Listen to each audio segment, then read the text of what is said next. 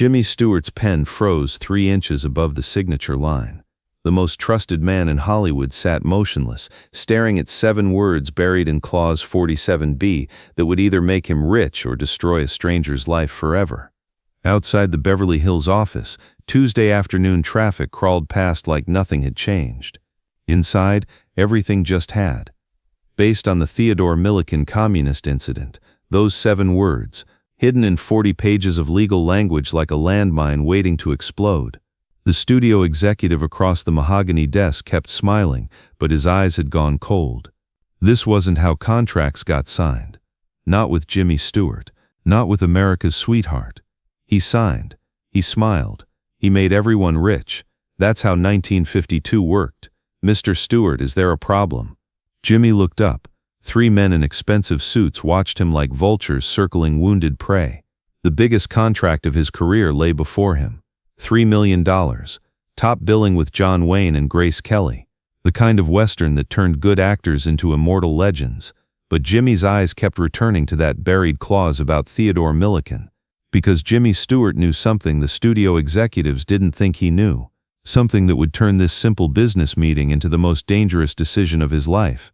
He'd met Theodore Milliken 2 years earlier, a broken-down car on a rainy Tuesday night, a lonely diner in Burbank called Mel's, and a conversation that lasted until dawn with a man the industry had tried to erase. "Gentlemen," Jimmy said quietly, "I need a moment."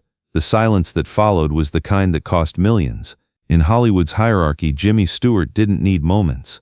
He was the small-town Indiana boy who'd conquered the movie capital, survived World War II as a decorated bomber pilot, and returned to claim his throne as the most bankable star in America.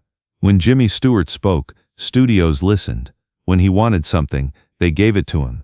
He'd never asked to read a contract twice before. "Sir, we start shooting in 6 weeks, said Krantz, the nervous head of production. "Mr. Wayne is already committed. Miss Kelly has signed. The sets are being built. Mr. Goldwyn himself." I said I need a moment, but here's what was really happening in that room. Here's the detail that would turn this from a simple business negotiation into something far more dangerous. Jimmy was remembering Theodore's face. Theodore Milliken had been a character actor before the blacklist destroyed him. Never a star, but a reliable face that audiences trusted. The kind of man who played kindly judges and small-town priests in dozens of pictures. 62 years old when the House Un-American Activities Committee called his name in 1947. Someone had mentioned him, said he'd attended a communist meeting back in 1938. The truth was simpler and more tragic. Theodore had gone to one meeting of something called the Hollywood Writers' Mobilization in March 1938. He'd thought it was about supporting American troops overseas. Left after 20 minutes because the speeches about organizing workers bored him, never went back, never joined anything. He was about as political as a fence post. But when Congress came calling 9 years later, Theodore told the simple truth. Yes, one meeting. No, not a communist. No, he wouldn't name names of people he barely remembered. The committee wanted more. They wanted groveling. They wanted him to denounce strangers for crimes he wasn't sure they'd committed. Theodore refused. Not out of defiance, but out of basic honesty. Hollywood destroyed him for it. That night at Mel's Diner, Jimmy had found the broken character actor circling want ads with a stubby pencil. Jobs he'd never get. Work that would never come.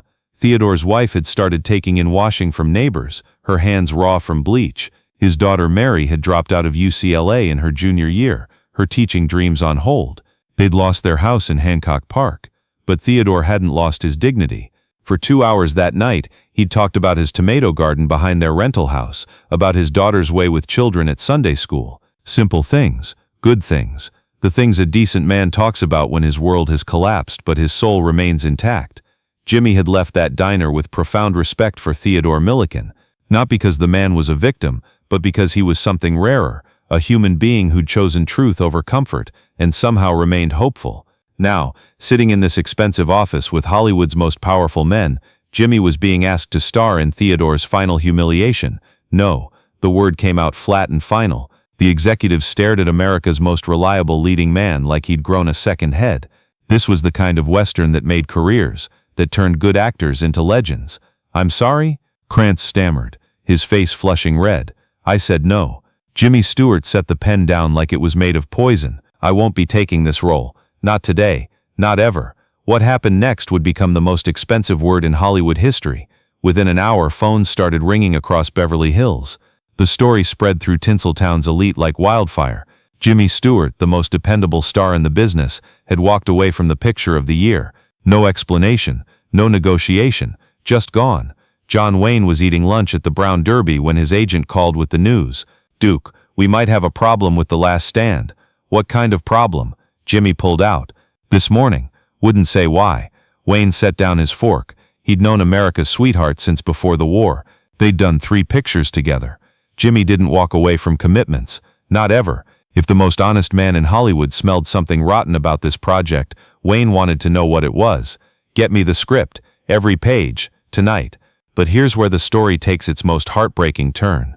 Because while Hollywood's biggest names were making phone calls and reading contracts, something much worse was happening in a small house in Glendale. Wednesday morning, Jimmy's agent called with news that hit like artillery fire. Theodore Milliken tried to kill himself last night. Sleeping pills. His wife found him in their garage, barely alive. Jimmy hung up the phone and sat in his Beverly Hills kitchen, staring at coffee that grew cold while his hands shook. The gentle man who talked about tomato plants in his daughter's dreams had finally been beaten down so far he couldn't see another way out. 5 years of shame and poverty, and watching his family suffer, had pushed the honest character actor to the breaking point. Now he lay unconscious at Cedars of Lebanon Hospital, while machines kept him breathing. Jimmy drove through Los Angeles traffic in a daze. The gentle man who talked about tomato plants in his daughter's dreams had finally been beaten down so far he couldn't see another way out. 5 years of shame and poverty had pushed the honest character actor past the breaking point. Now Theodore lay unconscious at Cedars of Lebanon Hospital, while machines kept him breathing. Jimmy couldn't go to Theodore's room. Instead, he found a payphone in the hospital lobby and called his lawyer. "Frank, I need you to set up an account, anonymous, for the Milliken family. Whatever they need, medical bills, rent, everything. Jimmy, if anyone discovers you're involved with this blacklisted man, just do it. The studio will crucify you. Your career. I don't care about my career. Set up the account." And that phone call would change everything. Because what Jimmy Stewart didn't know was that his decision to walk away from The Last Stand was about to trigger the most expensive domino effect in movie history. By Thursday afternoon, John Wayne had read the script twice. By Thursday evening, he was calling the studio with sudden scheduling conflicts. By Friday, Grace Kelly's representatives followed suit, but the real shock was still coming. 2 weeks later, the impossible happened. The studio couldn't find anyone willing to take Jimmy's place. Every major actor in Hollywood had suddenly developed mysterious schedule conflicts. The supporting cast started backing out. Even the director quietly found other commitments. Within a month, The Last Stand was dead. Quietly canceled. Buried in filing cabinets like a dirty secret. The studio absorbed a massive financial loss and pretended the project had never existed. Meanwhile, Theodore Milliken was slowly fighting his way back from the edge of death. His wife sat by his hospital bed reading him letters that had started arriving from unknown supporters, anonymous donations, job offers from small theater companies that didn't care about blacklists. Someone, somehow, was looking out for them. "Who do you think it is?" Theodore whispered one afternoon, his voice still weak from the overdose. His wife smiled through her tears. "Does it matter? Someone believes in you. That's enough." But the most incredible part of this story was yet to come, because 5 years later the truth would finally surface in a way nobody expected. In 1957, a young newspaper reporter named David Chen started investigating old blacklist cases. His own father had been destroyed by similar accusations during the war, had died broke and bitter. David wanted to understand how fear and politics could crush good men's lives. When David called Theodore's house, his wife was skeptical. Her husband was dying of lung cancer now. The treatments were expensive. The prognosis was grim. They didn't need more reporters digging up old pain. "Mrs. Milliken, I think there's more to your husband's story than anyone knows. I think someone in Hollywood tried to help him, but did it so quietly that even he doesn't realize what happened." Theodore, weak but curious, agreed to one interview. It took place in their modest apartment in Glendale, with the dying character actor wrapped in blankets and his wife holding his trembling hand. David asked about the blacklist, the accusations, the years of struggle. Theodore answered with quiet dignity. He'd made his choice and accepted the consequences. He bore no grudges against the powerful men who'd destroyed his career. Then David asked the question that would change everything. Mr. Milliken, were you aware that The Last Stand, the Western that was supposed to be based on your case, was canceled because the entire cast walked away? Theodore stared at him in shock. What? David pulled out a thick folder of documents, canceled contracts, internal studio memos discussing the Jimmy Stewart problem, financial records showing the devastating loss when the picture collapsed. According to my sources, Jimmy Stewart read the script, realized it was based on your story, and refused to participate. When the studio pressured him, he walked away from the biggest role of his career. Then John Wayne demanded to know why Stewart had pulled out. When Wayne discovered the truth, he withdrew too. Grace Kelly followed. Within 2 weeks they couldn't cast the picture, cost the studio over $3 million. The broken character actor was quiet for a long time. When he finally spoke, his voice was barely a whisper. Why? Why would America's biggest star risk everything for a man he'd met once? I was hoping you could tell me. Theodore smiled for the first time in months. He told David about the night in the diner, the conversation that had lasted until sunrise, the respect he'd seen in Jimmy's eyes.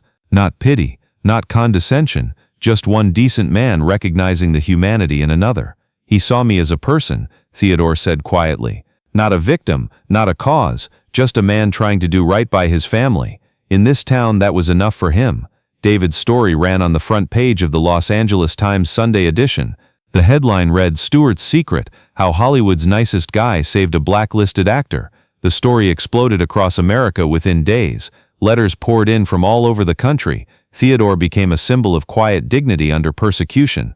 Hollywood, embarrassed by the revelation, quietly began offering the dying actor small roles again. Nothing big, but enough to let him face his final months with restored pride.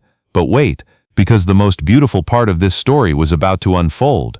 A week after the article appeared, an envelope arrived at Theodore's house with no return address. Inside was a handwritten note. "Mr. Milliken, heard your daughter wants to be a teacher. Thought she might need books for college. A friend." The check was for $5,000, more money than the family had seen in a decade. Theodore's hands shook as he reached for his pen to write back. "Mr. Stewart, if my name still means anything decent in this town, I owe it to the man who stayed quiet.